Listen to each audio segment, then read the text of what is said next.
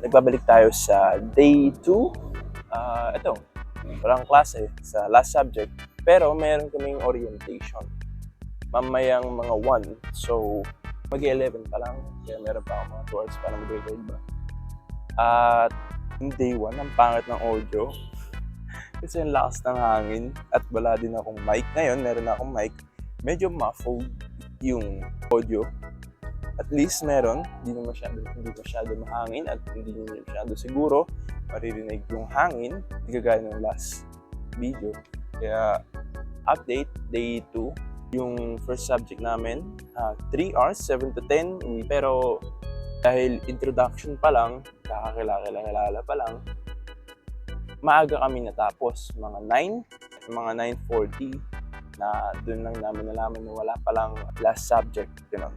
Then, doon ko lang nalaman na meron palang orientation ngayon kasi akala ko bukas. Kasi sabi dun sa page, August 22, orientation namin. Pero ngayon pala gaganapin. Yun lang. Halos yun. Update ngayon, ang pangit. Wala akong masyado ng kwento. Pero yung meron pala. Yung first subject namin, i-describe ko yung personality ni teacher. Parang gano'n din siya nung kahapon. Kapag kung mabait ka sa kanya at sipag ka, sabihin natin hindi masipag, pero may natututunan ka sa kanya, may mabait din siya sa'yo. Gano'n. Tapos, nag-introduction ulit. Yung unang nag-introduction sa amin, gagi, ang dami niya sinabi, which is good naman. Kasi at least, para nire-represent niya agad sa sarili niya na independent siya. Mukha siyang, dun pa na sa speech na ginawa niya sa introduction niya, mukha siyang palabag. Then yung katabi ko, yun yung sunod. Then ako yung pangatlo kasi nga, B, base. Siyempre yung akin, simplistic lang. Kasi yung una, sinabi, hi, blah, blah, blah, I'm 18 years old and I graduated from, and ang dami niya sinabi, mga academic achievement ata, what the? Then ako na, then gogi. Nung andun pa lang sa unang-una, nag-i-speech pa lang yung una. Inaano ko na sa utak ko, ano kaya sasabihin ko, ano kaya academic achievement ko, kasi wala academic achievement. Ang sinabi ko lang, I am very base. I'm 80 years old. Bakit ko pinili ang HM? Kasi para makasama ko yung kuya ko sa cruise ship. Kahit hindi naman cruise ship yung kuya ko. Why I chose this school? Ito lang naman yung in-applyan kong school. At na-late ako sa iba. Tapos nagkaroon ako, nung papunta ako dito, kasi nga, yung may orientation nga, mamaya, orientation mga 1. May kasabay ako pumunta dito. Kaklase ko, syempre, lalaki. Then, ang angas niya. Achievement unlocked. Obtain a friend. Hindi mo sabihin natin friend. Parang obtain an acquaintance. Kasi ayoko mag-assume na kaibigan niya ako. Sabihin natin acquaintance pa lang.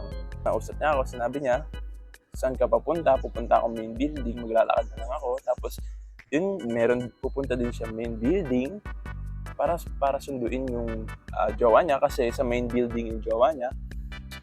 Yun lang.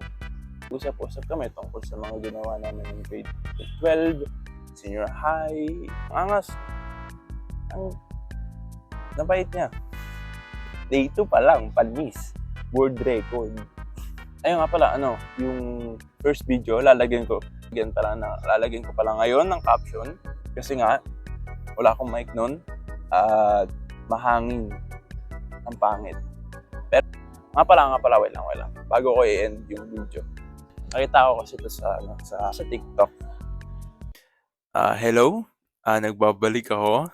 Habang ina-edit ko to kasi na-delete ko yung video, dapat kong idadagdag pero dapat ang ending nito ay yung kakantahin ko in 2 days into college. Kaya dito ko na nagagawin habang nagpe-play ba. I'm 2 days into college and I'm 3 lectures behind. There's this guy, let's name him Colin. He says he wants to be mine, but it doesn't really sit with me quite right, cause he doesn't really like the things I like, and I keep accidentally locking myself out of my dorm in the middle of the night.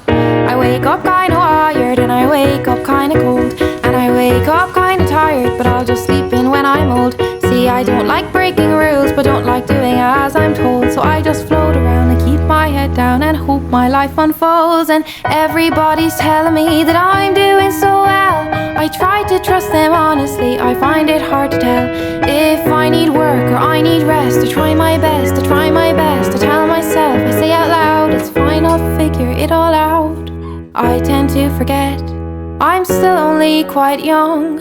In a way, this life of mine has only just begun. I've got time. I've got time.